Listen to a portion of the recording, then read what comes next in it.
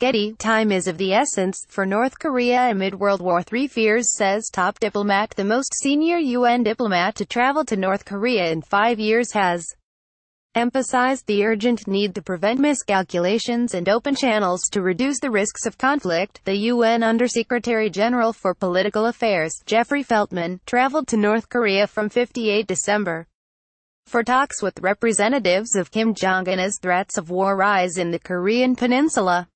The U.S. State Department has insisted Mr. Feltman represents the UN and not the U.S. The Hermit Kingdom said it has agreed to regular communications with the UN. Mr. Feltman's visit comes at a time when the UN Security Council is at a deadlock on further sanctions. Mr. Feltman, who is a former President George W. Bush appointee, met with Pyongyang's Minister of Foreign Affairs Ri Yong-ho and Vice Minister of Foreign Affairs Pak Myong-guk whilst in North Korea.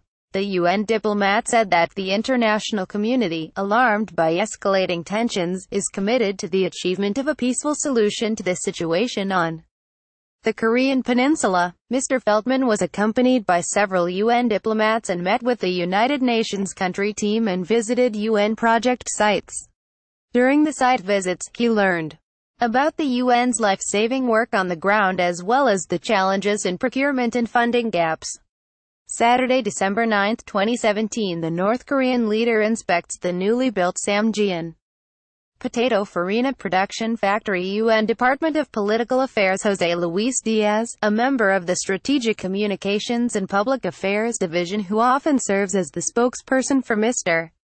Feltman, told CBS News that Mr. Feltman will brief the UN Security Council on Tuesday. South Korean ambassador to the United Nations Cho Tae-yu believes Mr. Feltman's trip on behalf of the UN is part of its so-called preventative diplomacy. North Korea's state-controlled media, KCNA, said Under-Secretary General became aware that sanctions are having a negative impact on the field of humanitarian cooperation and expressed his intention to put in efforts to ensure that the cooperation is carried out in accordance with its humanitarian mission. The DPRK side and the UN Secretariat side acknowledged that Under-Secretary General's visit to the DPRK contributed to promoting trust between the two sides and agreed to have regular exchanges of opinions through frequent exchanges of visits at various levels. Getty. Mr. Feltman was accompanied by several UN diplomats and met with the United Nations country team. UN expert at the European Council on Foreign Relations, Richard Engowan, thinks Mr. Feltman is making the point to be diplomatic and open doors for the UN. He said it looks like the UN is trying to be fair with both Pyongyang and Washington, emphasizing the need for DPRK to obey Security Council resolutions, while also hinting at international concerns that the Trump administration is escalating the conflict and risks miscalculations with its warlike rhetoric. Before Mr. Feltman left Pyongyang, he told the Security Council that he met with North Korea's ambassador Ja Song-nam to tell him to cease taking destabilizing steps. GETTY. The Hermit Kingdom said it has agreed to regular communications with the UN.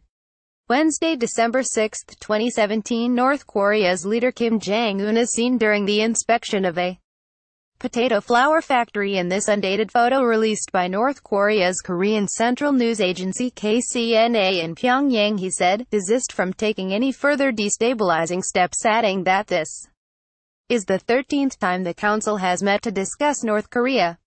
Mr. Feltman said that he told the North Koreans, there can only be a diplomatic solution to the situation, achieved through a process of sincere dialogue, and they agreed that the current situation was the most tense and dangerous peace and security issue in the world today.